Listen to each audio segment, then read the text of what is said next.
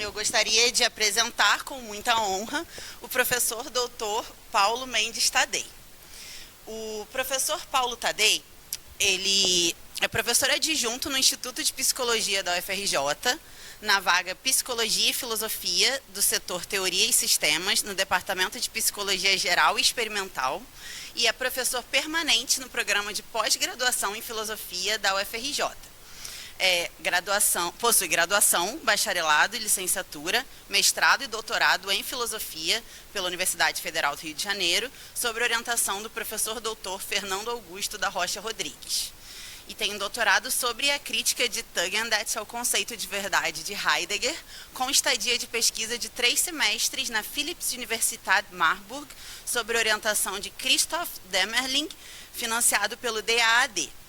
Possui experiência na área de filosofia contemporânea, em particular nas relações entre as chamadas filosofia continental e analítica. Atualmente, desenvolve pesquisa sobre fenomenologia, filosofia da mente e ciências cognitivas. De um ponto de vista histórico, a ênfase da sua pesquisa está em Husserl, Heidegger, Merleau-Ponty e a psicologia da Gestalt. Sistematicamente, ele trabalha com percepção, cognição social e questões epistemológicas e metafilosóficas. Participa do GT de Fenomenologia e do GT de Filosofia da Mente da Associação Nacional de Pós-Graduação em Filosofia. Então, agora... é o meu orientador, que eu tenho muito prazer em passar a palavra agora. Muito obrigada, Paulo. Paulo vai apresentar uma comunicação chamada Dreyfus Phenomenological Arguments Against Symbolic AI. Não é isso? Obrigado, Tássia. Como organizador desse evento, eu queria agradecer a todas as pessoas que estão presentes, agradecer ao Steven por fazer a sua palestra, ao Diogo pelo trabalho como debatedor, a Tássia como moderadora, o Pedro como organizador. E a minha fala vai ser uma fala de pretensões bastante mais modestas do que a do Steven. Eu tenho, ela se intitula O Argumento Fenomenológico de Dreyfus contra a Inteligência Artificial Simbólica.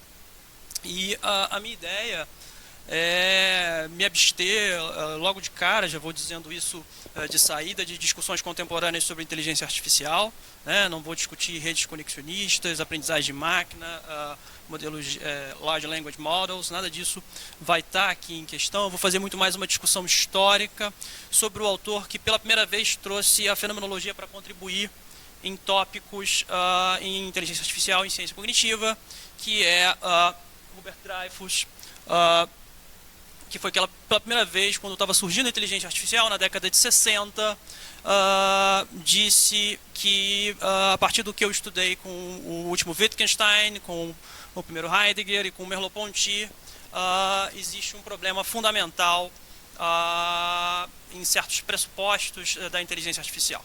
Então, Dreyfus publica seu primeiro livro, O que os computadores não podem fazer, em 72, foi o manifesto dele contra a ideia de inteligência artificial simbólica, e ele defendia fundamentalmente que a inteligência artificial simbólica não seria bem sucedida em simular a inteligência geral humana, né? Então, toda a questão para o Dreyfus, fundamentalmente, era, embora ele tivesse uma aposta contra a inteligência artificial como tecnologia, a questão fundamental dele era a questão da inteligência artificial como modelo para a inteligência humana e para a cognição, né? E esse é o ponto que eu gostaria de reconstruir aqui nessa apresentação. Um ponto, o argumento dele contra isso que ele chama lá de pressuposto psicológico da inteligência artificial simbólica, da inteligência artificial clássica, a ideia de que a mente humana envolve um nível inconsciente de processamento de informação a ser concebido nos moldes de programas escritos sob o paradigma da IA simbólica, né? Quer dizer, é esse argumento que eu gostaria de reconstruir aqui. Então, é um trabalho bastante histórico, e eu chamo esse argumento de um argumento fenomenológico. Isso faz parte de um projeto que eu desenvolvo, de tentar pensar uma série de autores de diferentes momentos como desenvolvendo argumentos semelhantes, justamente esses argumentos fenomenológicos, né? Seriam argumentos comuns na filosofia e na psicologia do século XX, né? São argumentos que dependem, né, de uma perspectiva em primeira pessoa, ainda que eu esteja ampliando isso para uma primeira pessoa do plural também, em alguns casos.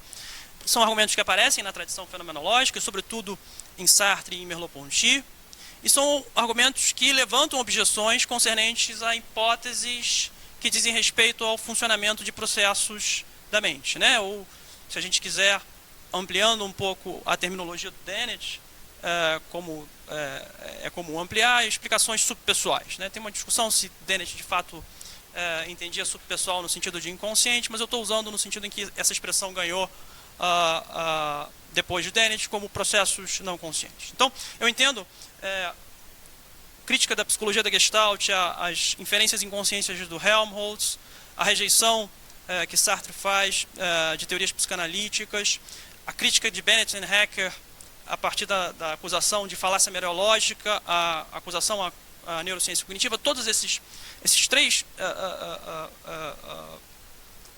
perspectivas seriam exemplos de um mesmo estilo de argumentação em que você busca, descrevendo certos dados, rejeitar certas teses sobre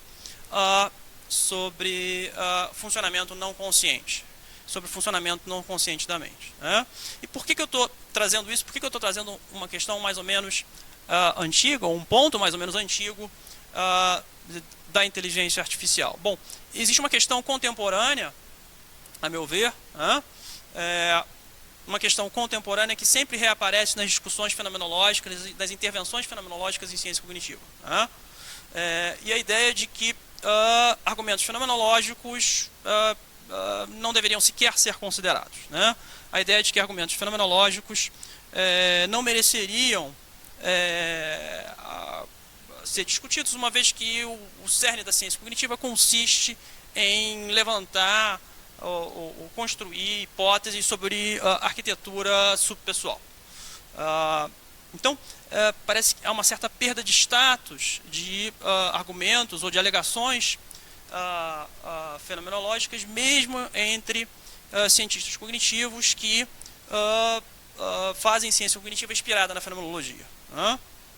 Então, eu começo com uma citação da Sharon Spalding, numa discussão de cognição social. Isso é uma citação bastante mais recente, né?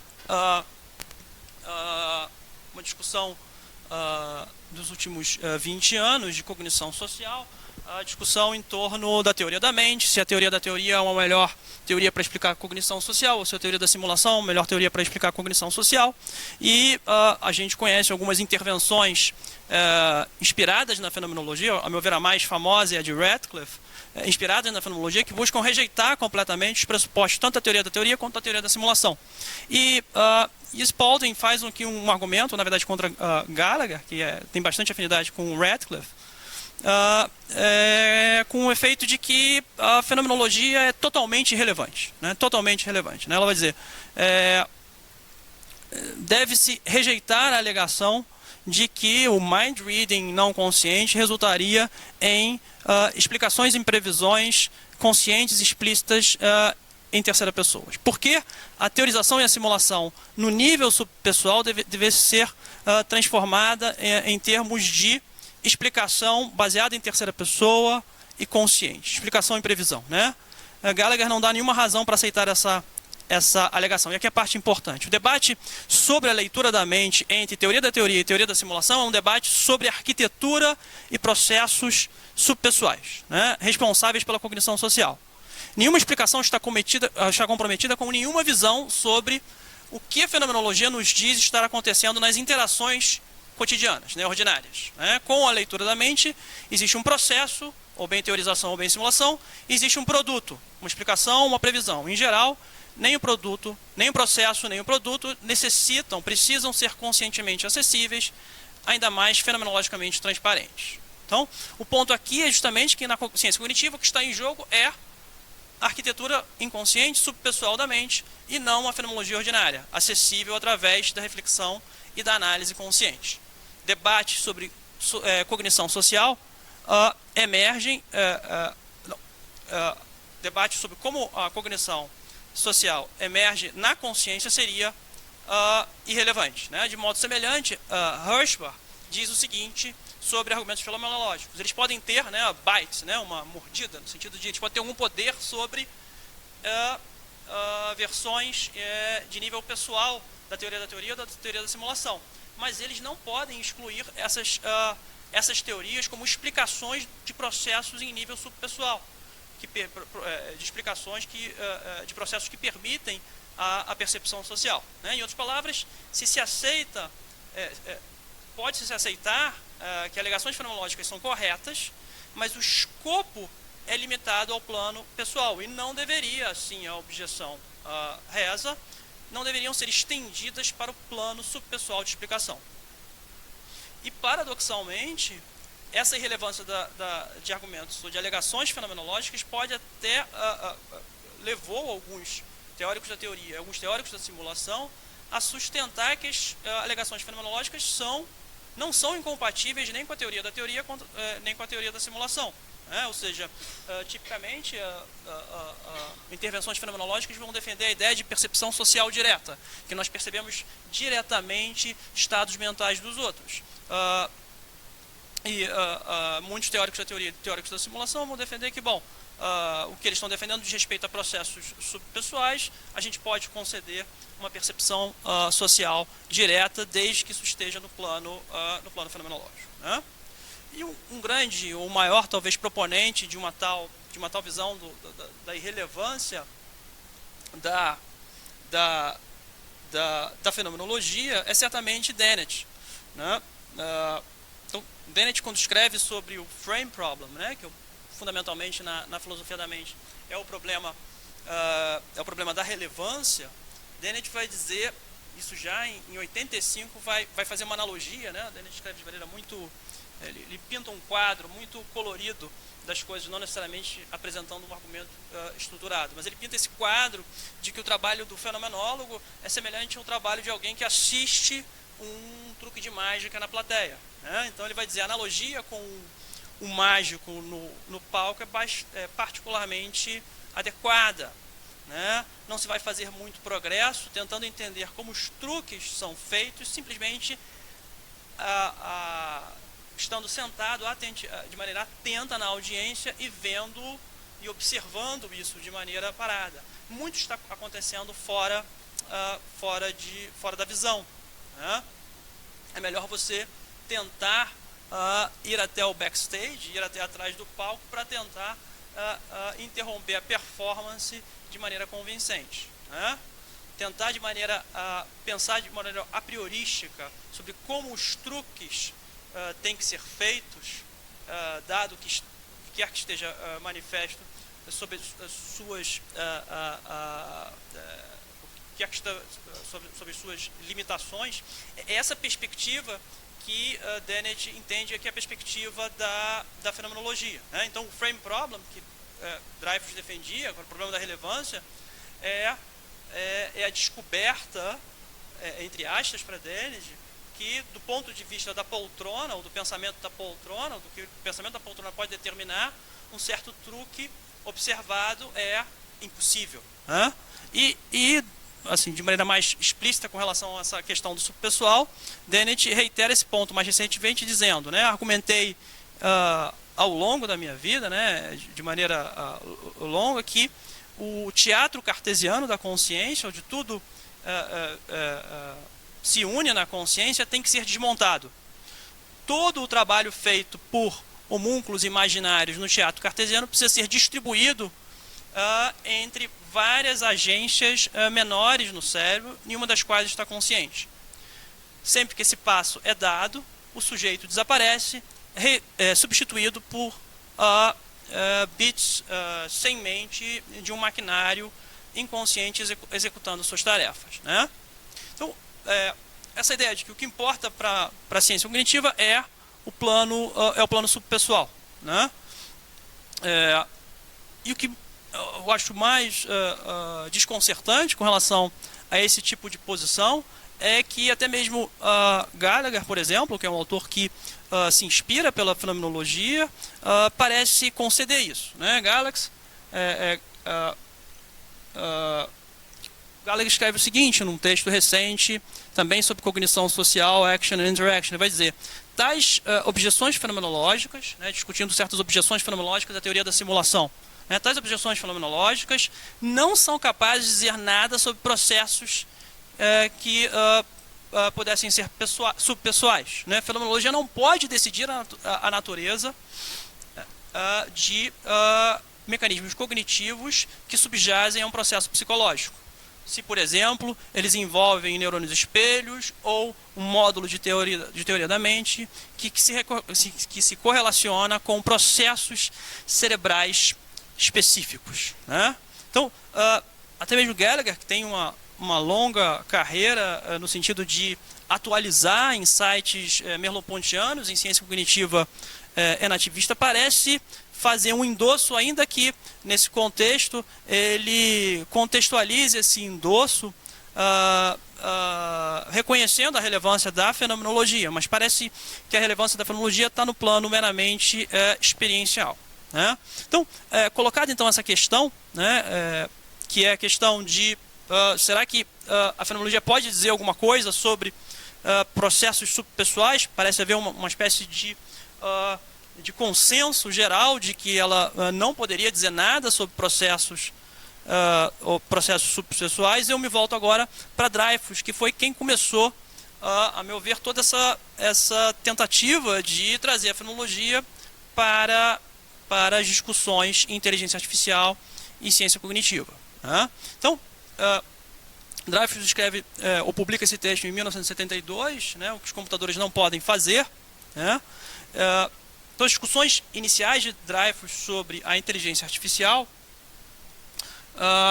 são fundamentalmente críticas, né? Com exceção de uma proposta que ele faz, né, na discussão com os primeiros programas escritos pelos desenvolvedores pioneiros da inteligência artificial, essa proposta que ele faz de processamento de informação global. Né? Numa passagem da sua introdução, da sua terceira edição, né, o Dreyfus relembra alguns estágios que levaram à decadência da boa e velha inteligência artificial, né, desse projeto de pesquisa. Né, e ele retoma a sua pesquisa. Né, o meu recurso ao holismo, o meu interesse na compreensão de senso comum como saber fazer, né, a fenomenologia de Stuart, né, seu irmão Stuart Dreyfus, da prática cotidiana, e as capacidades de redes neurais simuladas, todas se somavam para uma posição coerente. E uma que previa e explicava por que a inteligência artificial clássica, a pesquisa em inteligência artificial clássica, degeneraria da maneira como ela degenerou. Né? Isso em 92 ele está escrevendo sobre essas passagens iniciais, né? Se essa lista do seu próprio trabalho está correta, a gente tem uma clara indicação de que o apelo dele à informação, a processamento de informação global, não é casual, embora essa formulação seja um tanto quanto estranha. Ela não me parece ser um acidente no itinerário intelectual do Dreyfus. Né? E a meu ver, a primeira tentativa de levantar objeções contra a inteligência artificial. Né?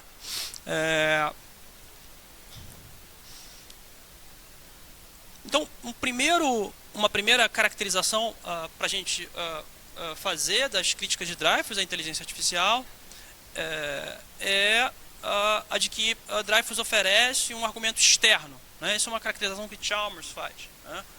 Entre argumentos internos e externos contra a inteligência artificial. Argumentos internos seriam como o de Searle, o argumento do quarto chinês. Né? O que se quer dizer com interno?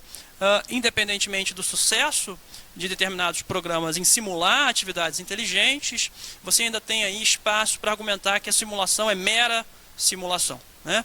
O caso do Dreyfus, os argumentos do Dreyfus, que antecedem os do Searle, são mais radicais ou mais pretensiosos, porque o que ele pretende dizer é que esses programas vão falhar em simular a inteligência humana, né? E que os erros eles são tão significativos quanto os acertos, né?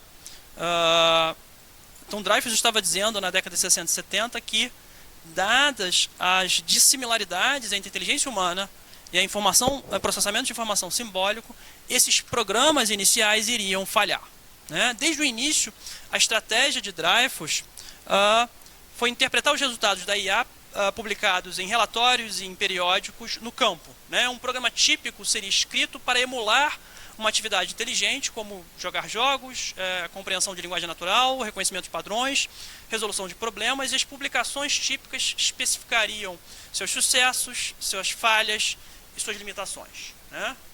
Distinguindo os resultados positivos dos negativos de programas iniciais da inteligência artificial, o ponto de Dreyfus consistia em mostrar que os últimos não eram meramente, né, os erros, os resultados negativos não eram meramente erros aleatórios ou limitações, mas sintomas de um erro fundamental. A suposição de que a mente opera de acordo com o modelo representacional computacional. Notadamente, Dreyfus argumentou que a pesquisa em inteligência artificial incorria na falácia do primeiro passo, de que a ideia de que sucessos parciais do campo poderiam gradualmente somar-se a uma explicação completa da inteligência humana, a ser achieved, a ser alcançada ao fim e ao cabo, né? Eles não poderiam, né, argumentava Dreyfus, e supondo que eles poderiam, seria equivalente a supor, como ele sugeria numa analogia vívida, que o primeiro ser humano subindo numa árvore estava tomando o primeiro passo a chegar até a Lua, né? Então, contrastando com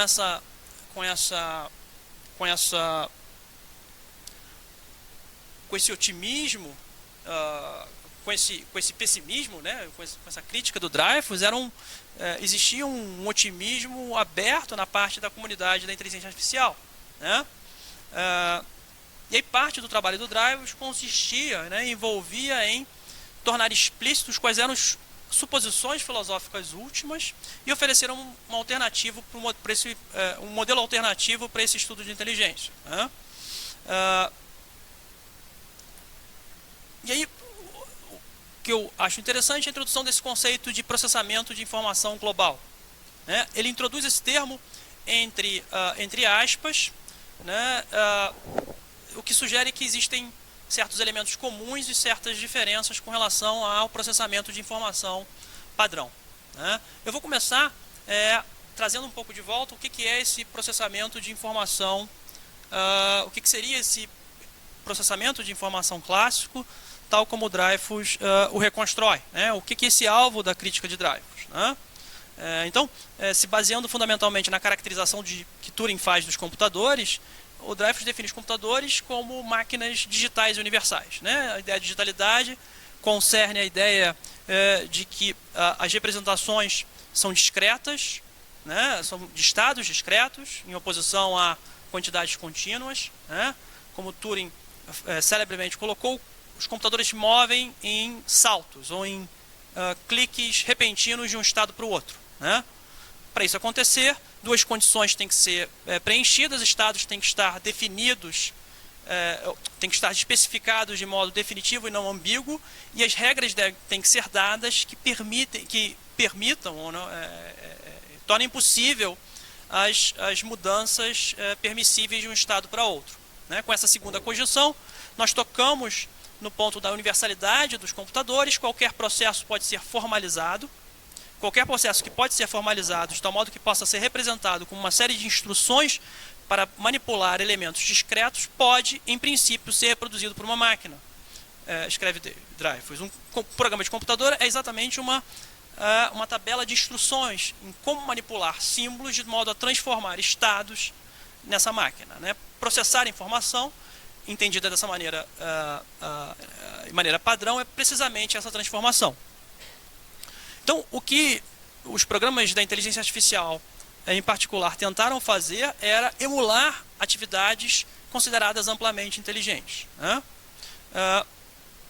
E na primeira fase, tal como ele divide a primeira fase da IA, que chama de simulação cognitiva, os desenvolvedores da IA iam juntar determinados protocolos de sujeitos realizando determinadas atividades, como resolvendo problema ou jogando um determinado jogo, de modo a extrair as regras efetivamente usadas por eles e escrever essas regras nos programas, inserir essas regras nos programas. Né?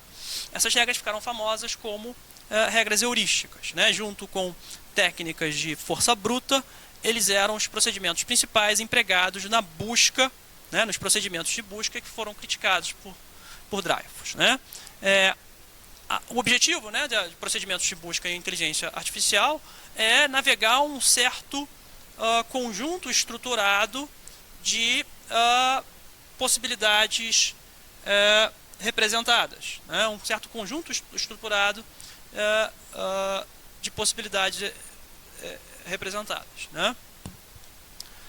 De modo a encontrar uma possibilidade particular que é a solução de um problema ou o estado final de um jogo. Né?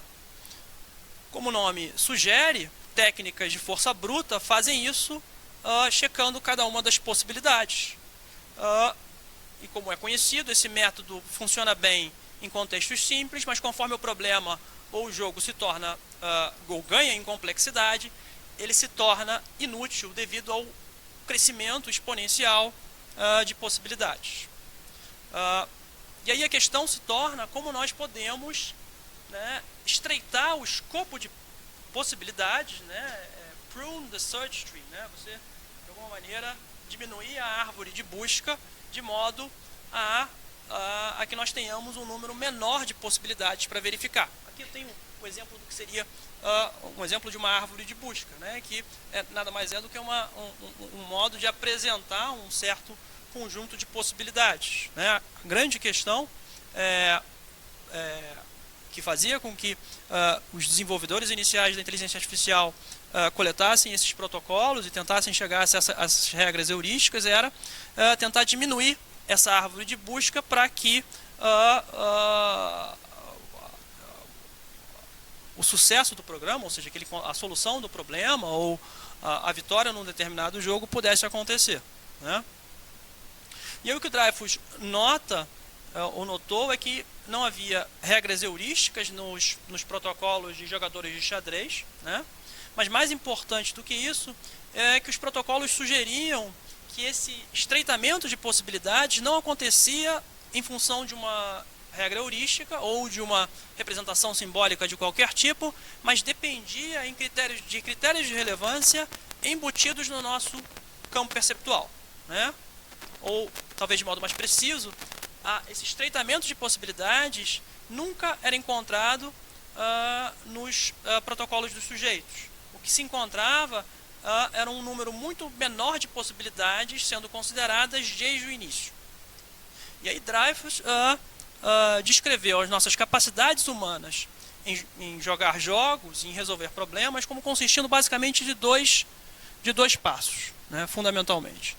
Em primeiro lugar, o que ele chamava, né, desse estreitamento de possibilidades propitoras graças à organização do campo perceptivo, de zero in. Né? De alguma maneira, o jogador de xadrez ele fazia um zoom numa determinada área do tabuleiro que lhe parecia mais relevante. E uma segunda capacidade que seria essa de enumerar possibilidades. Se eu mover tal e tal peça, isso e aquilo acontece. Se eu mover outra peça, tal e tal outra coisa acontece. Ou seja, efetivamente enumerar hipóteses. Né? É o primeiro desses dois passos que é negligenciado pelo modelo de informação, de processamento de informação standard da inteligência artificial simbólica, uma vez que ele envolve a primeira forma de processamento de informação global, que ele caracteriza com a noção de franja da consciência, né? São os dados implícitos da consciência. Né?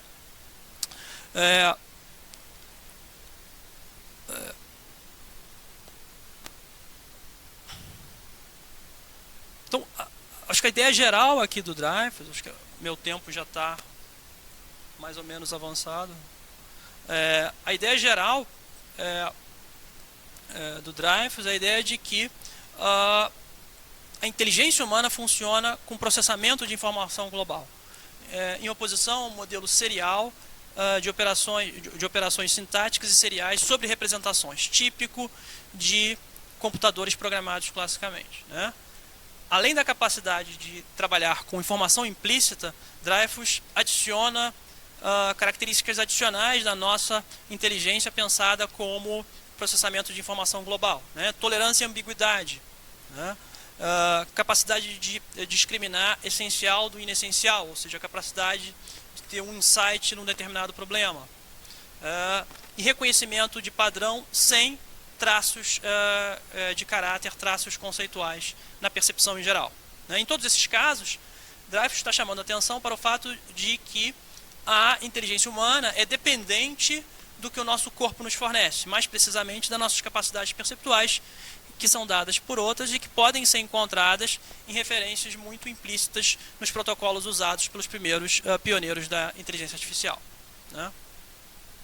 E aí a questão é, dado a natureza global do processamento de informação humano, como isso se relaciona com a hipótese de processamento de informação simbólico não consciente, né? O ponto que o Dreyfus está fazendo aqui é de que, uma vez que se reconheça o que está dado na nossa consciência, em termos de dado implícito, em termos de discriminação do essencial e do não essencial, em termos de tolerância e ambiguidade, em termos de reconhecimento de padrões sem notas conceituais, uma vez que se reconhece isso, a gente pode dispensar qualquer hipótese sobre funcionamento simbólico subpessoal, né? Essas hipóteses eram trazidas para explicar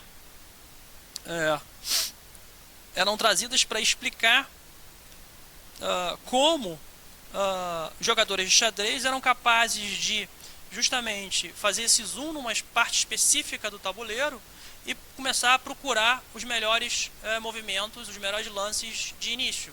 Ou seja, parecia que essas regras heurísticas na medida em que elas não compareciam nesses protocolos, alguns pioneiros da inteligência artificial levantavam essa hipótese de que eles estavam funcionando de maneira não consciente, né? Para alguns pioneiros da computação, a mente humana estava simplesmente fazendo o processamento simbólico de informação de modo inconsciente. Para Dreyfus, isso era uma hipótese ad hoc que negligenciava importantes elementos dados, doações do corpo na percepção. Essa hipótese ad hoc foi a base de muito funcionalismo de Matic, o projeto da psicologia cognitiva, que foi criticada por Dreyfus quando ele critica justamente essa ideia de uma suposição psicológica na inteligência artificial. Então, eu entro aqui nessa crítica, que a meu ver é uma crítica com ecos Rayleighianos e Wittgensteinianos de Dreyfus à suposição psicológica, né, ao pressuposto psicológico, né? Então, Dreyfus aponta que pioneiros da inteligência artificial, tais como Neil e Simon, todos supunham que quando nós nos comportávamos de maneira inteligente, né, quando os seres humanos se comportavam, os seres humanos estavam seguindo regras heurísticas. Quando essas regras não apareciam em protocolos e divergências entre máquinas, entre o traço da máquina e os protocolos humanos eram descobertos, então a inferência era feita de que essas regras e esse processamento deveriam estar acontecendo de modo não consciente.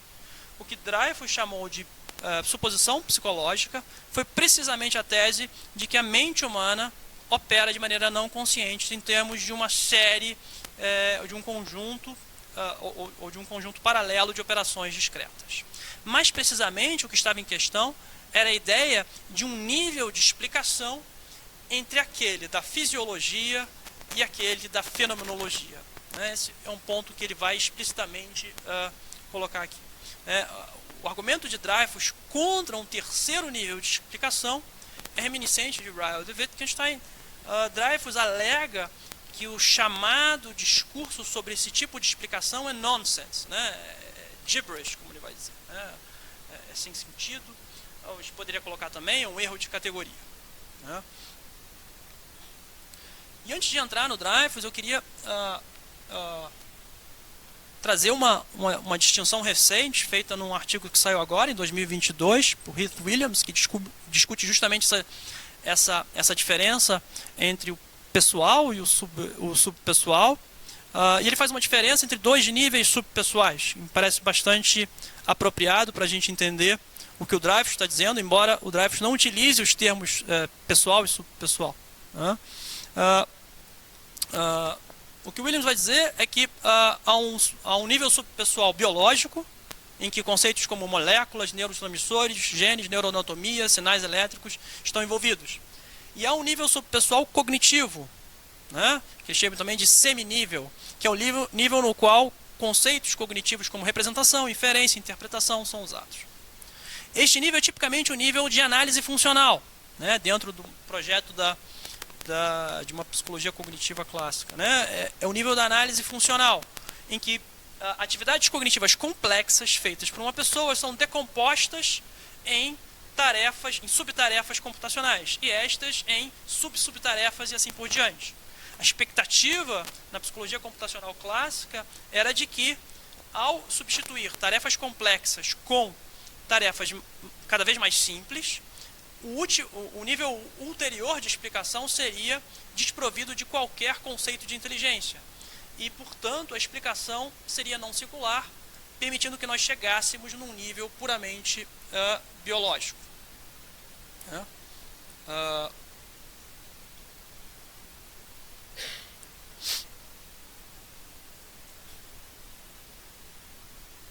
Então, Dreyfus foi um crítico primeiro desse tipo de explicação cognitiva, muito baseado no que ele via como esses sucessos, como esses resultados não muito bem sucedidos da inteligência artificial da década de 60. Suas análises dos programas iniciais o convenceram de que não havia suporte, apoio teórico para esse nível de explicação, levando-o a concluir que autores como Fodor estavam meramente definindo de maneira a priori cognição como processamento de informação simbólica. Contra essa estipulação, Dreyfus tentou mostrar como este nível de explicação é incoerente, como eu disse para vocês, nonsense, emergindo de confusões conceituais, uma terra sem homem, no man's land, como ele coloca. Em primeiro lugar, nós precisamos notar que Dreyfus não está se posicionando contra um nível físico-biológico de explicação, o que o Williams chamou há pouco tempo de nível subpessoal biológico. A explicação neurofisiológica não é problemática para Dreyfus na medida em que entendemos que ela envolve o que ele chama lá no texto de transformação de inputs de energia. Nesse nível, energia está sendo transformada, está sendo recebida e transformada, e isto é toda a história. O problema é que este nível não nos permite falar de motivos e intenções humanas, de percepção, de agência, assim por diante, uma vez que iria excluir todo fenômeno psicológico. Portanto, este nível de explicação não pode constituir uma explicação psicológica. O nível no qual nós encontramos essas entidades psicológicas, percepção, motivos, agência, é aquele que Dreyfus chama de nível fenomenológico, onde a minha tentativa de compreender esse argumento como um argumento fenomenológico. Então Dreyfus dizer, existe um nível fenomenológico em que esses elementos efetivamente aparecem, em que faz sentido falar de agentes humanos, ação, percepção de objetos. Mas esse nível não envolve nenhuma referência constitutiva a seguir regras, tal como isso é demandado pelo paradigma cognitivista. Então não pode ser suficiente para o cognitivista. Então emerge aqui a necessidade, assim Dreyfus entende, de um terceiro nível de explicação, que não é nem o da neurofisiologia, nem da descrição fenomenológica, nem da descrição neurofisiológica, nem da descrição neurofisiológica. O computador digital parecia, assim mantiveram os pioneiros da inteligência artificial, oferecer uma tal alternativa, fazer psicologia como engenharia reversa. Para Dreyfus, no entanto, a linguagem dos computacionalistas, como aquela de Fodor e Neisser, estava atravessada de confusões conceituais que poderiam ser explicitadas se nós mantivermos em mente esses dois níveis que o nível cognitivo suporta, com relação aos quais o nível cognitivo faria uma determinada ponte. Então, uma primeira argumentação de Dreyfus é que essas noções como input, informação, estímulo, seriam ambíguas, em que elas poderiam ser compreendidas como pertencentes tanto a um nível neurofisiológico quanto a um nível fenomenológico. O input sensorial pode ser entendido como recepção de raios de luz na retina, do que a gente não tem nenhuma consciência, ou algum tipo primitivo de percepção, né? Algo como sensações na psicologia clássica, do que a gente teria algum nível de consciência. Informação poderia ser concebida como dados significativos, pertencendo assim ao nível fenomenológico, ou como propriedades não semânticas de processos pertencentes ao plano neurofisiológico. Então, a primeira ideia é a ideia de que há uma certa ambiguidade nesses termos, né? Um quadro mais claro de por que para Dreyfus esses usos são ambíguos pode ser extraído de questões que essas explicações cognitivas supostamente responderiam, né? O ponto de Dreyfus, que pode ser visto como um método terapêutico no sentido wittgensteiniano, é que essas questões não são pontos de partida válidos, né? Para Neisser, o ponto de partida da pesquisa de Neisser, né, do psicólogo, é de que nós não temos acesso imediato aos objetos que nós percebemos e que a percepção de objetos imediatos precisa ser construída. Dreyfus não tem nenhuma reserva com relação a essa ideia geral, se ela for entendida como valendo para o plano neurofisiológico, né? Um exemplo desse tipo de construção da percepção seria, de acordo com Neisser, a percepção do movimento a partir de imagens estáticas, né, snapshots. Fodor cita a estimação absoluta de valores de som, né, o tom do som, por exemplo, a altura em uma melodia. Nos dois casos, Dreyfus argumenta que não existe uma questão no plano fenomenológico, ou seja, a meu ver, repetindo um pouco esse gesto wittgensteiniano de não responder determinadas questões, mas desfazer determinadas questões, né, desmontar determinadas questões, mostrar que essas questões não se colocam.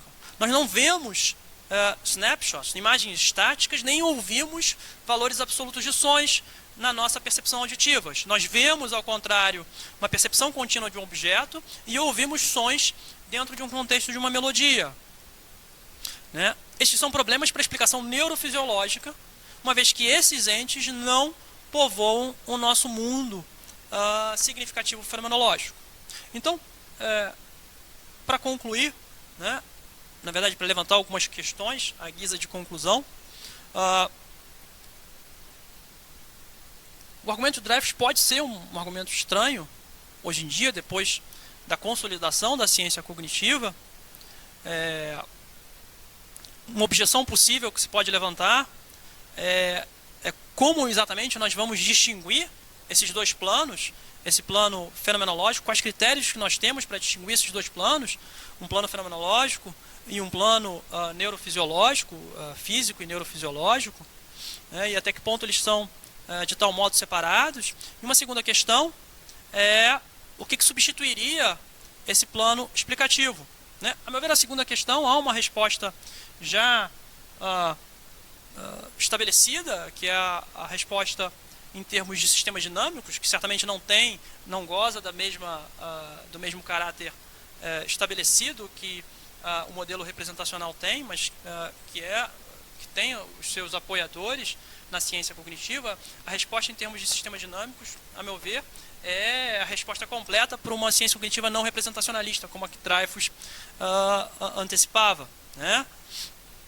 Uma resposta à questão sobre como distinguir essas duas dimensões, e aqui eu só estou indicando ela, envolveria uma distinção em termos mais estritamente fenomenológicos e menos em termos puramente wittgensteinianos, como Dreyfus parece fazer, em termos de como determinados conceitos são utilizados, como a gramática é diferente, a nossa gramática ordinária é diferente com relação à nossa gramática neurofisiológica ou a nossa gramática física, né? Então, a questão que eu tenho, né, a meu ver, é essa, né? Como a fenomenologia pode efetivamente colocar em xeque determinadas hipóteses sobre funcionamento subpessoal, né? Dreyfus, acho que foi bastante radical em querer simplesmente abolir todo esse terceiro nível explicativo, que seria esse nível explicativo cognitivo, né? Parece que a gente tem algum espaço para fazer isso. Eu não estou convencido de que esse gesto de concessão que Gallagher faz quando diz, bom, o plano fenomenológico não tem nada a dizer com relação a funcionamento subpessoal. Não estou tão convencido disso. Me parece que essa postura de Dreyfus, radical, talvez ela precisasse ser mais explicitamente sustentada. E eu termino aqui com uma citação de Merleau-Ponty. Merleau-Ponty está discutindo aqui, na verdade, a teoria psicanalítica, mas, a meu ver, isso repete, acho que o Dreyfus está fazendo com a ciência cognitiva de sua época, com a inteligência artificial de sua época, mais ou menos o que Merleau-Ponty fez com a teoria psicanalítica, né? Merleau-Ponty diz, aqui dois erros devem ser evitados. Um é falhar em reconhecer a existência de qualquer conteúdo que não seja o conteúdo manifesto, que está arranjado na forma de representações distintas, como fazem as filosofias da consciência. O outro é duplicar o conteúdo manifesto com o conteúdo latente, também consistindo de representações, como muitas psicologias do inconsciente fazem, né? Eu agradeço a atenção. É isso.